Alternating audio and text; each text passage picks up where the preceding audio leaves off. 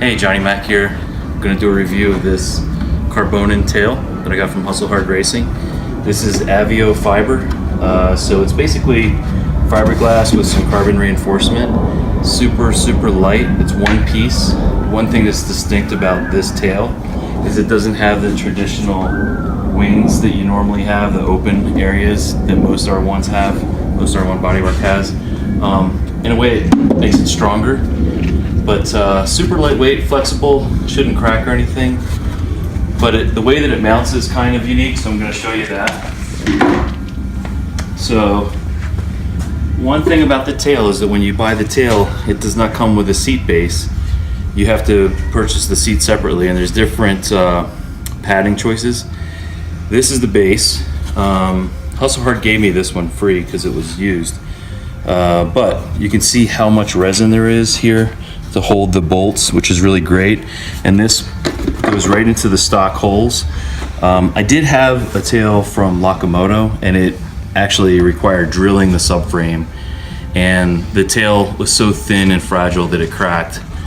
And that's why I didn't end up going with the Locomoto tail. But anyways, you have this seat base, which is very unique to this. It can raise the seat up even higher than stock. I have a solution for that I'm going to show you here in a minute. And I wanted to talk about some modifications that you're going to need to do to use this bodywork. Now this is the stock bracket for the battery. Looks like this. A lot of people cut it in half. I cut mine in half. That way you only really need this piece here. Oops. Which way does it go? This way? No, this way. To hold the battery in place. Oh, it's like this.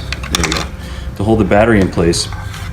And it's really important that you hold this battery in place because your IMU is below it, the gyroscopes.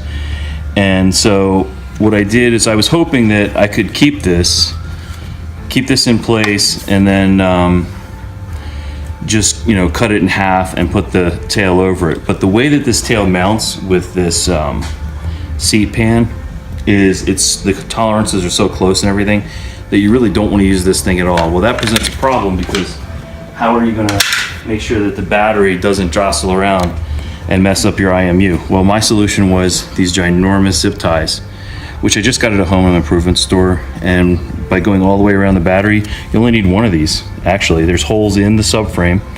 Went all the way around under the wires here, zip tied it really tight, and this thing, it's not going anywhere. And if you ever change the battery out and you go with a lightweight battery, you can use this same technique. So you can get rid of that whole piece. You don't need it whatsoever, especially if you're not using the stock seat, which I don't believe you can use the stock seat with this tail anyways.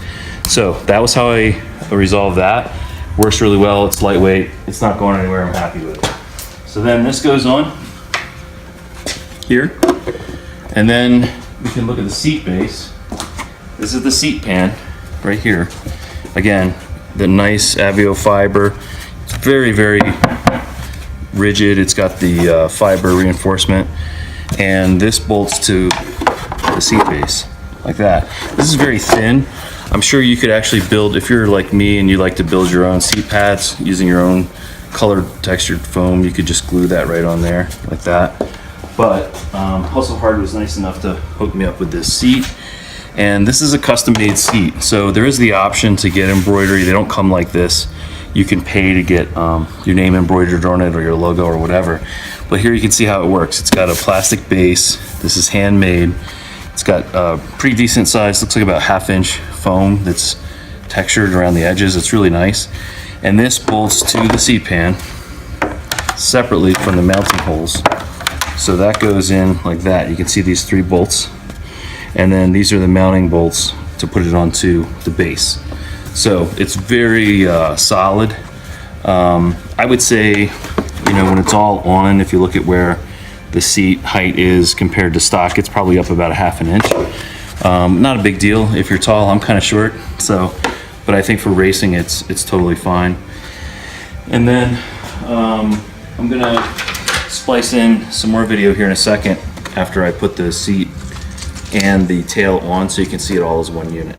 Johnny Mac again. Okay, I got the tail on, and let's get a close up here and kind of see how this mounts. You got these 2 mount bolts up top, which actually go into the stock subframe, no problem, bolts right in. And then here in the front, we got these 4 bolts here that go right into the stock carriers that are in the subframe, and you overlap it here, and this thing is strong. It's not going anywhere. Really strong. Again, the seat base here, and it is raised up over the battery, so this is not holding the battery down. As I showed just a minute ago, I put it in those extra big straps. And then this is actually 2 pieces. This is the seat cushion that is bolted with these 3 bolts onto the seat pan, or I guess that's what you call it, a seat pan. But you could make your own cover for that if you wanted to, maybe. But then this just bolts to these 3 bolts right here. Fits in there really nice. Bolt these 3 in, and there you go. That's the whole system. I'm really pleased with it. The finish is really nice. It's going to paint really well. The seat's really sturdy, especially with that seat pan and all that extra, you know, bolt area that's built into it to hold it. So I think, you know, if you're a bigger rider and you want something that's going to last, definitely go with this over the Locomoto. The Locomoto is really garbage. Since I'm talking about that so much, here I'm going to show you why I kind of shit on the Locomoto a little bit. Can you go on this side? So here's the Locomoto belly pan that I ordered. See this crack here? See this crack here? See this crack here? See this crack here? This stuff is very lightweight, pretty flexible. You see it's cracked over here on this side too. Yes, I know Josh Heron uses this stuff, but I'm telling you right now, it's very fragile. It's gonna shatter. If you're okay with that, great. I mean, I'm gonna make this work, but I'm gonna have to pay my body guy to fix all the cracks, and that was just from shipping. So, I don't recommend Locomoto whatsoever. I think if I could do it all over again, I'd do the whole body work with the Carbonin, just because it's so solid and light that I think it's a better value overall. But yeah, that's my complaint about Locomoto. Just not, it's not going to hold up. If you crash with this stuff, it's gonna crack. All right. So that's it.